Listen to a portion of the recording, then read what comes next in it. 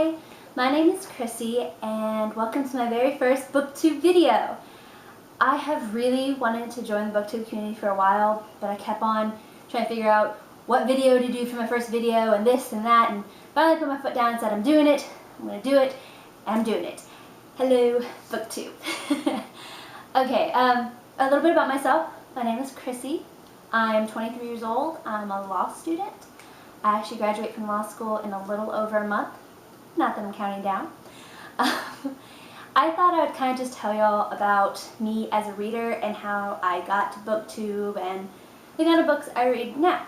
So, to start off, when I was little, I actually wasn't a huge fan of reading books, mostly because my school had this test that basically told you what reading level you were, and because it was a time test and I'm a really slow-paced reader, they kept on telling me I was below my reading level, and my school would only let us read books that were our reading level. And so the little book said like 3.2 meant third grade second month, and if you were third grade level you could only read third grade 0 month to third grade third month, that kind of thing. And I never liked the books. I've always wanted a more serious themed book, and I never liked them. So it wasn't until third grade when they finally stopped doing that and they just let you read whatever book you wanted to in the library that I kind of started to like to read. The first book I actually read was Climb or Die, which I have no idea who the author is, and I don't have it because I was in third grade. But if you can't tell by the title, it was a more serious book, and I realized, I like reading. But the two books that kind of solidified me loving reading, or me liking reading, were Stepping on the Cracks by Mary Downing Hahn and The Wind Blows Backwards by Mary Downing Hahn. And I'm aware probably none of y'all have heard of these books, but they're awesome and I love them. This is still my favorite children's middle grade book, and this is still my favorite book, period. And just a brief synopsis, this is a World War II book about two girls back home. Their brothers are off fighting in the war, and it's kind of their story, their life. It's not just everyday life. There is some events and activity that occurs that makes it more interesting than just everyday life, but it also has that point of what everyday life was for the little kids back during World War II. And then The Wind Blows Backwards, if you can't tell by the cover, is a contemporary romance. It's, brief synopsis, Lauren and Spencer, I've read it 3 times, but it's been a while since I've read it, so I couldn't remember their names. But Lauren and Spencer, they were best friends in middle school, and then when they got to high school, Spencer became, I want to say it was a track star, but some sort of sports star, I want to say it was track, and he stopped talking to her until their senior year. He miraculously starts talking to her again, and romance ensues, obviously. It's a really great book. It is a little darker. It's not the light-hearted contemporary. It has some really dark themes in it, but I absolutely love it. It is heartbreaking and beautiful. I love this book a lot. That's why I've read it 3 times and have lent it out to a lot of people. I highly recommend it. Mary Downing Hahn is one of my favorite authors and one of the reasons I started reading. I highly recommend her. She does write a lot of children's books, but her young adult to adult books are 10 times better. They're awesome. Her children's books are actually really, really, really good too. She's won awards for her children's books. If you read children's books, I highly recommend them. Even if you don't, read her young adult books. Another really famous one of her more mature books is Don't You Dare Read This, Miss Dumfrey. Dumfrey. I don't have a copy of the book. I've read most of her books, but they were in junior high and high school, and so they're in my high school library, not in mine. Anyways, so I liked reading. That's when I realized I liked reading, but I didn't consider myself a reader. I read, and if someone asked me if I liked to read, I'd say yes, but I didn't consider myself a reader. If someone asked me my hobbies, I wouldn't have listed reading. Nowadays, they ask me my hobbies, it's the same 3 every time: reading, writing, and acting. Every time. Those are my 3 hobbies. But it wasn't until, this one shouldn't be a surprise to people, until I read Harry Potter and the Sorcerer's Stone that I became a reader, and it became a part of my identity almost. you're a reader, you understand that. And ironically, I was really, really late to this bandwagon. The third movie was already out, and the sixth book was coming out in a few months when I finally read the very first Harry Potter book. Yeah. I actually kind of got forced into it, kind of. I was at my grandma's and I needed a book, and we went to like Walmart or something like that, and the only book that looked remotely interesting in the place was Harry Potter. So I thought I would bite the bullet and read the first book and give it a shot. I know, biting the bullet with Harry Potter. That's not correct. But my little kid mind just thought if it was so big, yes, I know, this is not big at all, not at all. But back in the day, this seemed huge, and the books just got bigger. And for some reason, I thought it would be embarrassing to be seen reading a book that big. I think it was more because of being at the beginning of the book. My more mature mind realizes now that I was just intimidated by the size and was scared. But I read the first book, ended up reading the 5 books that were out within a 2-week time span, got the 6th book at midnight, started reading it at midnight, read until 6 in the morning, and then my parents came in and threatened to take the book away from me. So I slept for 2 hours, woke up at 8, and finished the book by the end of the day. So I am a Harry Potter fan now, but I was late to the bandwagon. But I love the books, and they're what made me a reader. I think what did it was the community, Harry Potter community. I was a big MuggleNet fan. I don't know if anyone's been. I know there's Harry Potter websites galore, but I did MuggleNet, and it was just so nice to be able to talk to other people about books you liked. And so this is the book that made me a reader. Anyways, and now even though I read Harry Potter, and I also read Twilight, both of them I got cornered into reading. Twilight, I literally was stuck in a house during a hurricane, which is why I ended up reading Twilight. I loved it too.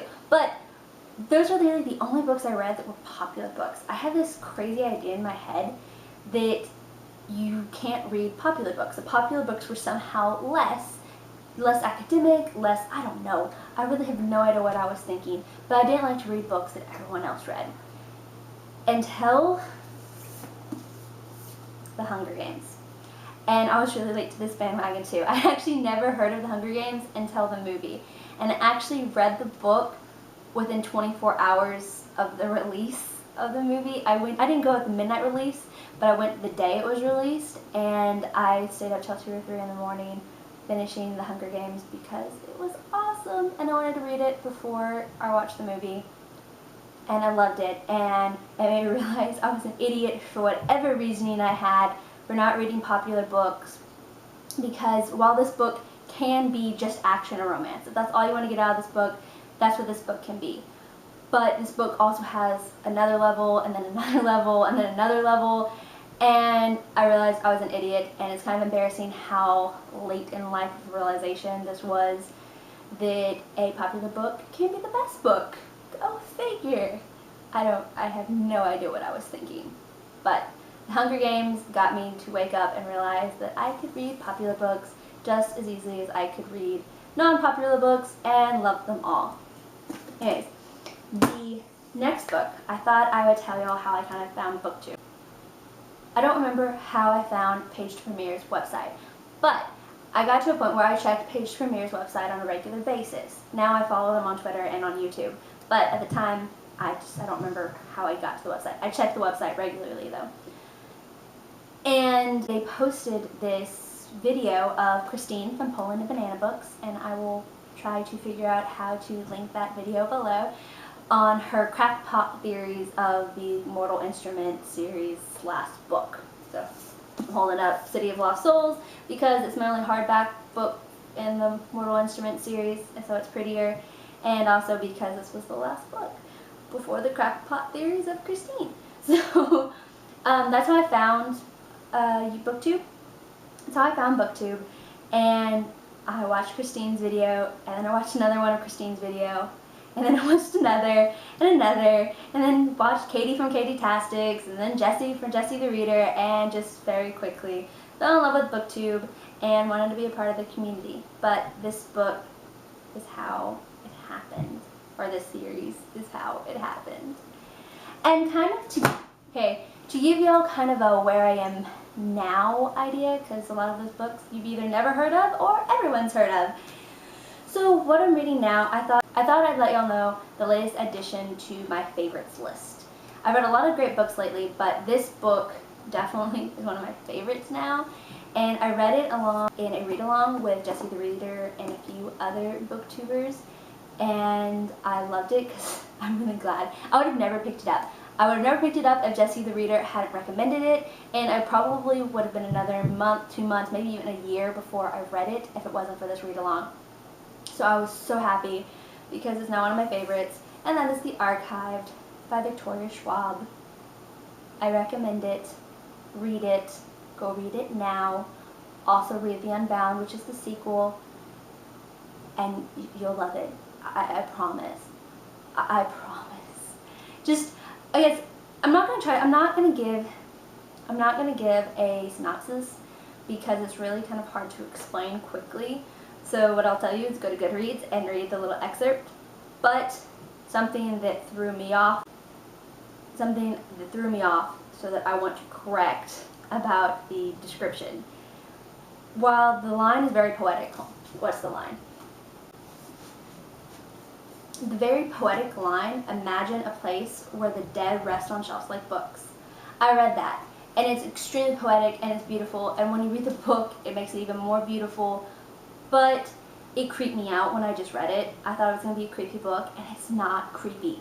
I'm telling you, it's not creepy. If you think it's creepy, don't let that stop you from reading it, because it's not. Also, for some reason, when I read the summary, I had this idea that the whole world took place in the world of The Archived, and that's not the case. It's half the outer, which is the contemporary world, like the real world we live in, and then half of it takes place in the world of The Archive. So it's not all this odd world that you know nothing about. Also, Victoria Schwab is an incredible world builder, so don't worry about that. Read this book now. Okay. And lastly, I thought I'd show you guys the book I'm reading now. I'm not that far into it, but I'm reading Throne of Glass by Sarah J. Maas. I want to say it's Maas. Maybe Maas. Something like that. I'm not very far into it, but I'm actually really, really enjoying it. I'm a little surprised. I didn't think the book would be bad, but the main character is an assassin, and I thought that would turn me off. But surprisingly, I'm actually really falling in love with this character, even though she is an assassin, because she's not cold or evil or any of the things that I first think of when I think of an assassin. She's definitely an assassin, and you get that vibe, but she's not evil or cold-hearted or any of those things. She's actually a really good character so far. Like I said, I'm not far. I'm 80 pages in. But I'm really, really enjoying it. I'm glad. I'm a little surprised. I honestly got it because of the cover. I actually was going to read Throne of Glass eventually. Every one of my favorite booktubers are recommending it. I was going to read it eventually. The reason why I read the book now was because this book came out. And oh my god, is this a gorgeous cover. I just like staring at it. So I got the first book now so that I had justification to buy the novellas. Yes, that's how that happened. Anyways, that's me and books, my story of how I became a booktuber. Alright, well, I will have another video up soon, hopefully. I hope you enjoyed it. Please subscribe, because that'd be cool. And I would love to talk to more people about books. Oh, if you want a review or anything else about any of these books, let me know in the comments below, because I would love to talk about any of these books. I love them all, obviously. So, thank you and goodbye.